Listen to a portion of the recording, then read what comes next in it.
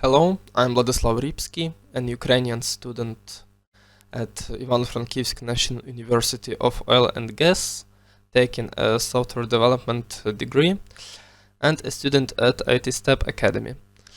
For the last 3 months I've been developing my chat application.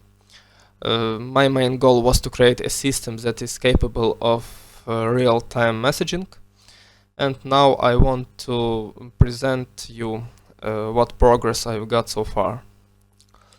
In the first part of video I will present my app visually, how it looks, how it operates, how it works, and in the second part I will show some parts of my code and explain how this system works. First part of video, let's run the application. I'll show you what it looks like. As you see, it uses Firebase Authentication UI. My chat application is integrated with Firebase platform, which eases progress of development, and I use their services, for example, authentication and messaging. As you see, on authentication there is only phone number provider. Firebase warns you it's kind of unsafe, so in the future I should add also optional email input, which may increase user security, or two-factor authentication. So now let's go to Firebase console, and I will put there my testing accounts, where I already predefined some groups, chats, and messages, so I could present you this application faster.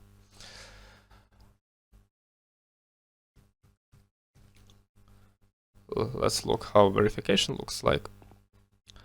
So Firebase will send you a confirmation code. For now it's testing account, so verification cost is predefined.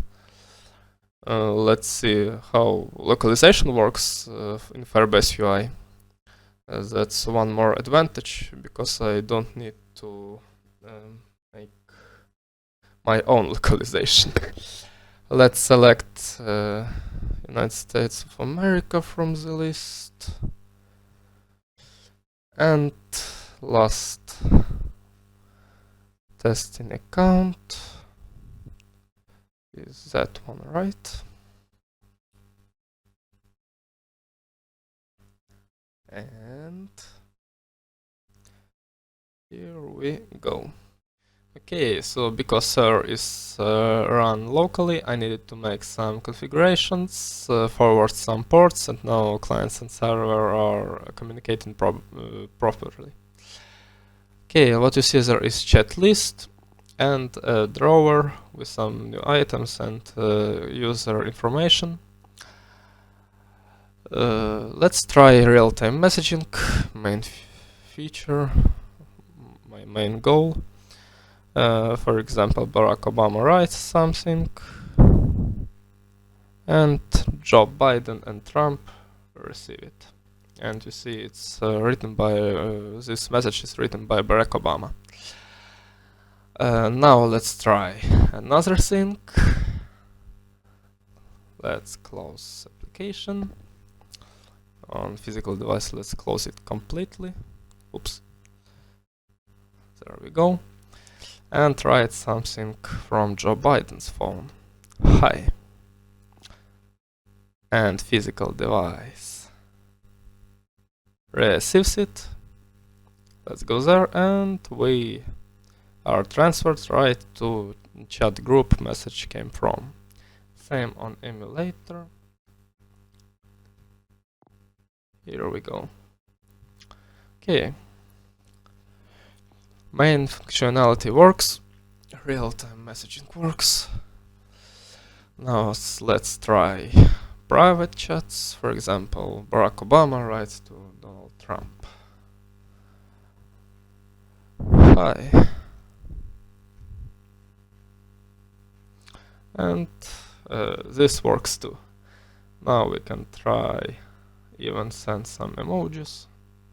It will also work because it's UTF-8 encoding. So that's that's about all I wanted to show. There's nothing to show anymore. I was slowly and steadily developing the app for 3 months and managed to complete this real-time messaging feature. Second part of the video, I'll try to explain my system structure. Let's start with backend. It is REST API written on Java with framework Spring. Let's start from the bottom and move to the top. What I started developing my system with, it's database design. So let's start with that. What we see there is, let's start with person. It has first name, last name, when was last online, tag, and unique ID from Firebase. Phone number, I don't need to store phone number there because it is already stored at Firebase, and I can request it every time I want using unique ID. Next one, chat has description, name if it's a group chat, and type. When person joins chat, a chat member object is created to hold data about, for example, roles of person in chat or some privileges. I put their field is chat muted, for example. So when Firebase tries to send notification to some person, it sees that his chat is muted by him, so don't send him anything. That's purpose of chat member. Message, it has content when it was sent at chat ID, it was sent in sender UID who sent this message, and of course ID. And the last one, device. It is here for Firebase. Firebase recommends for backend to store registration device tokens separately and store token timestamp along with it. So every time person enters an application, client, in my case Android application, sends its token. If token is already present in the database, then I update the timestamp, and that way I will know if device is still active. So if it's inactive, I can run some service that will once every 6 months, for example, once a month delete inactive tokens. That's the purpose of it. My API is done using MVC structure. We have controllers, REST controllers with mappings. It's chat controller. You can get chat list there. What we see right here is a chat list. When app loads, it requests chat list. It gets, let's see, there is one big query that tries to, as fast as it can, get chat list for user. It gets, it sorts chats by last message sent. So chat where the newest message was sent will be on the top. With using GPA, it all gets wrapped in DTO with needed info, which has only the needed info for a client to render it, so only some crucial fields. Then you can get private chat, group chat, because they have different info. To render private chat, you need ID, type, and other person. So other person being, for example, Donald Trump, so client renders it there, his name. Get members, it's not used now, but in short future I will implement that feature, because so that when you, for example, go to group and want to press that header right there on the top, you will open chat information and members list. So it will be needed in the future. And get messages, I tried to implement my own cursor pagination, because it will be easier for client to request messages that way, because client can scroll up and down, so you sometimes need to download older messages, sometimes newer. I figured out that cursor pagination will be more optimized way to do that. Next one, what's also important about that, device control to manage tokens, message controller to create messages and delete them, and person control to get info about person. So user can get his own display name here and save it locally. This one. So also I have mapper. I'm using mapstruct for mapping DTOs to entities and the other way. You can see my code at GitHub. I will post links in description, because I can't explain everything. You better look at the code for yourself. How Firebase messaging works. I built message here, built notification. Look what chat type is it. If it's private, I use multicast message to send message to all devices that user has. And if it's group message, it's more logical to send messages as a topic. So I send topic and subscribe people to it. It seems more logical, because group, it's, well, like a token. Unless it's private group, it will need some more configurations there. For example, if it's private group, so to use multicast message. So that's about it. Now let's go to the client side. So now you see how client side is structured, Android application. Honestly, it was harder to implement for me than server side, because I tried to use modern app architecture. It uses a lot of new technologies, like for example, what you need to understand to use the type of architecture.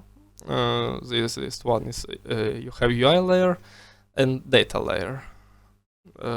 Domain layer is optional, I didn't use it. UI layer has elements and state holders. State holders are needed to pass only needed data to UI layer. Data layer has repositories and data sources.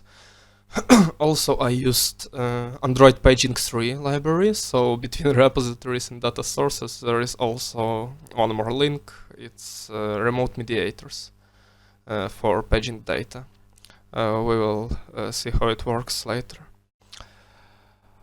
Okay, let's start from bottom to top. Let's examine libraries I use in this application. First is various Android libraries, Android Material, JSON. Second is Firebase. Third is navigation, so you can navigate app, create navigation for the application using simple graphs. That's main graph, not main graph, like drawer graph. This thing there, it's called drawer. When you open it, you see that graph of fragments. So when I click contacts, I go to contacts fragment. Same for settings.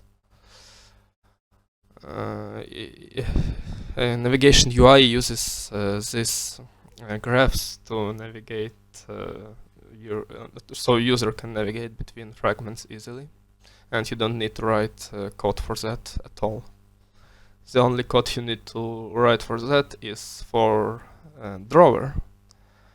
You just have to get a host fragment, a navigation controller, and set up a drawer in it. Next library. Room. Room is SQLite 3 database management system. It looks like that. We have database which has data access objects. It's like repositories in Spring that allow us to handle all the data. We have entities, again like in Spring. We have entities, there we have them too. But it's quite different because entities there are like DTOs at same time. So it's you don't need to create DTOs for entities. They look like that, and data access objects look like that. Or let's try something harder, like that. Okay. Also, I have converters from local date time, because on server it is stored as timestamp, and I need converters for it there, because Room is unable to convert them. And database module, by the way, yeah, next one I needed to library I needed to show you is Hilt. It's used for dependency injection, because even guide to architecture states that you need dependency injection. Use dependency injection best practices. So Hilt works like that. You have application, you mark with health Android app annotation. Activities, you mark them with Android entry point, and on it injection else activity, so I didn't mark it. Also, you get view models for activities by using this method. And view models, you mark them with Hilt view model, mark constructors inject, and Hilt injects all those fields for you. How it injects repositories, for example, you mark them with singleton, so only one instance of them will be injected. And that's all. It can even inject application context. Though lint is kind of stupid, it thinks that there is a leak, though there is no leak, because it doesn't understand we pass their application context. Application context can be leaked because it exists on lifecycle of the app itself. So next one is adapting QI units. So layout will be at least a bit more adaptive, because I didn't care about it much. It's not important for me. So, and let's start analyzing up from bottom to top. Bottom is AP, HTTP client, and it's retrofit 2. Let's see how it looks like. Like that, kind of easy. Also, I have a network response library. It's from GitHub user Herald admin. It's extremely helpful library. It gives you functionality to handle network responses better. We will see now for ourselves how that works. For example, I need to get that Barack Obama, for example, username, how it works. Also one more thing, flows. Coroutines and flows in modern architecture should be present.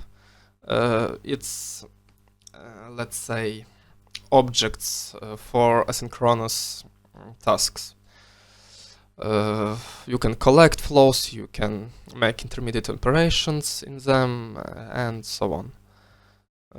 It's like a reactive way to handle data. So how it works? First we check local database. I didn't mention I need local database because so user can store locally chats. So when, for example, server goes down or user doesn't have access to internet, he can still look what's important to him. Let's watch. Okay, circa copy lex. Come on. See, it's still stored locally, and also it updates status really well. This presentation kinda lacks. Yeah, waiting for network. I'll explain how it works. Okay, I'm not on client. First, I try to get a person from a local database. If there is person locally, like Barack Obama, I get it locally and emit it. So I emit it. What happens when I emit it? Let's go to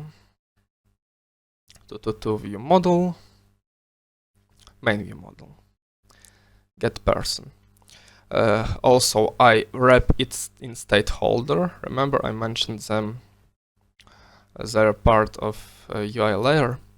They're used for passing states that are that hold only data that is necessary for UI. So actually, I need only file name there. I even concatenated in data layers, so UI layer doesn't have to do extra work.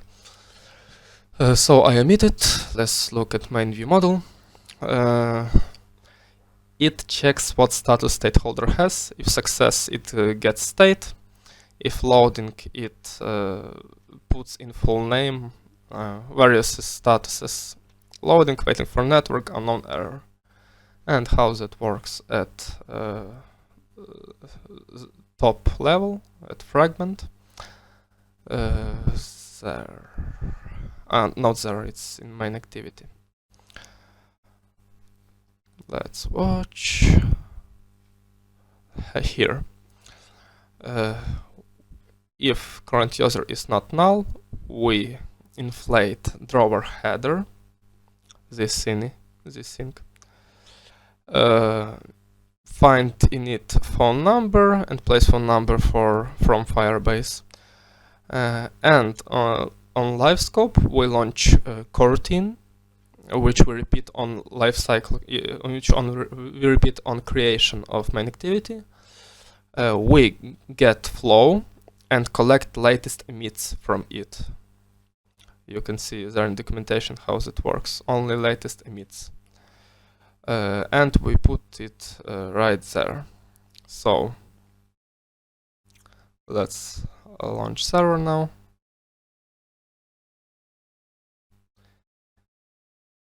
And we should see Barack Obama here loading. And because one more thing I didn't explain.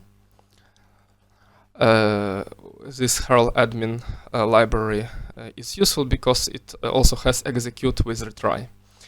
So is if response returned network error, we execute it until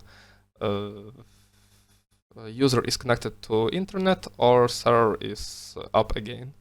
As we see, user received username, and also app bar at the top of the app showed us that there is no loading anymore, everything is loaded, everything is synchronized, everything is okay. How it shows loading status. If locally person wasn't found, we emit loading status, so user knows he needs to load data from a remote server. If a user is not connected to the internet, we show him waiting for network. And then when we finally receive response, if it's success, we finally pass username to user. And if it's not, it's error. One more thing I need to explain is I hope I explained it quite clearly. And now I will explain one more thing. Is Android paging 3 library. It's kinda hard, but very useful. So what happens when you open chat list or open some chat? For example, test group. Let's look at chat list for now. At initialize, it launches initial refresh. Basically, it just loads that method with load type refresh. Refresh passes 0 to API, so API loads first page, like 0 page. When it's prepend, it returns success because there shouldn't be prepend operations. If you see message mediator, I have prepend logic there. That's because user can look at older messages, so he can scroll up and load data that is upper. But with chat list, he only scrolls down, right? So I don't need that kind of logic there. I need only append logic. So it just loads there, tells so that you need next page. We get total pages, so from pageable that API sends to us. So we know how much pages are left. If there is no pages left, we send mediator result success, end of pagination reached, like true, if it's last page. That means that mediator don't need to work anymore because all chat list elements are successfully loaded. If it's network error, we throw exception because we have mediator result error there, and it's better to throw exception to handle it later, because that's how Android paging 3 works quite differently. Is there error, is there exception, and unknown error, I just put a response error in there. So how it handles on chat repository, chat list. We create pagers there, not flow but pager. It's like wrapping the flow. So we have paging config. How big page size do we want to have? Like load 20 chats at the time. And remote mediator. Purpose of remote mediator is to understand when to load data from IP and when to load data from local DB. That's why it is called mediator. And paging source, it's how we load local data, and we get flow from this pager. And now fragment gets this flow. Let's watch like on message repository example. There flow. We get it on chat fragment. And here we go. When chat is opened, we get its messages. Oh no, there I get chat info. That's the same thing as with username, same logic, but I get there, for example, when Donald Trump was last online, and there I get last messages. You see retry there. If some exception is thrown, I retry getting messages. If it successfully got messages, I collect latest of them and submit data to adapter. Adapter also part of paging is also part of paging tree library, paging data adapter, with multiple view holders, so we can insert data separators here.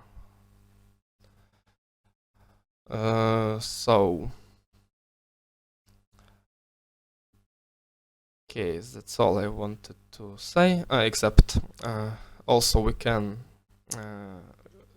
like track what load status we have now, and I collect pages updated flow, so when a new message is added, adapter scrolls to last position. So when I write some message,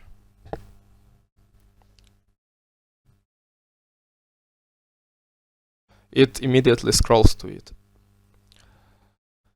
So now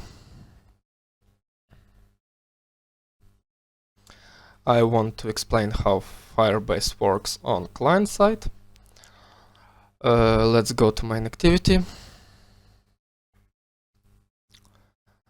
and look at that one and how authentication works. If there is no current user, that means application is not authenticated, and we start auth activity. Auth activity uses Firebase UI, so it basically don't need to do anything there. I only create sign-in launcher and put needed provider there. Set theme, which is not working properly now. I need to calibrate it, and build intent and launch this authentication activity of Firebase. And it's my auth activity. I only show progress bar.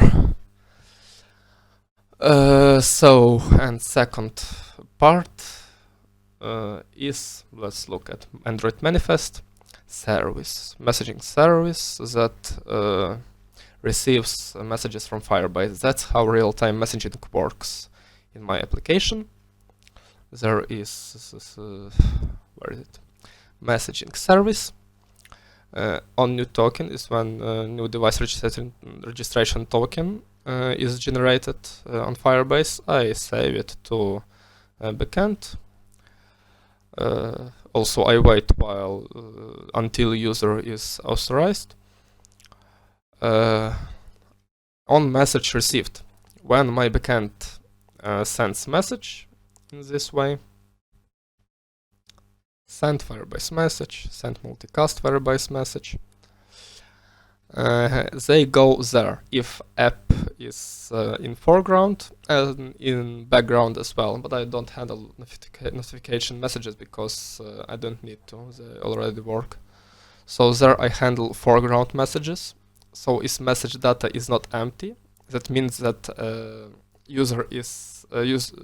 my app is in foreground. So I need to immediately show message locally. It already is saved on server, so I only need to save it locally. So I save the message and it successfully shows on the user's screen. Because if you look at that method, it uses insert on message they owe. And how this thing works. Let's look at submit data. Right? Submit data.